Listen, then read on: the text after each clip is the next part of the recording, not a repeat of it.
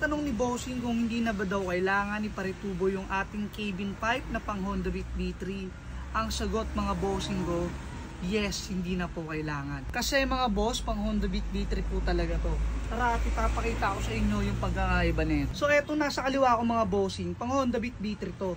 Eto namang nasa kanan ko, pang Honda Beat B1, B2, Scoopy, Zoomer, Kiwi Icon 110, Beat Carb yan. Maraming kasukat to. Tignan nyo kung anong pagkakaiba na itong dalawa. Sa canister ng Beat B3 yan, mas mahaba yung bracket niya kumpara dito sa version 1, version 2. Ito yung tinatanong ni Bossing na kung hindi na ba daw kailangan baguhin yung elbow nito. Mas maiksi itong pang Beat B1, B2 kumpara dito sa Beat B3.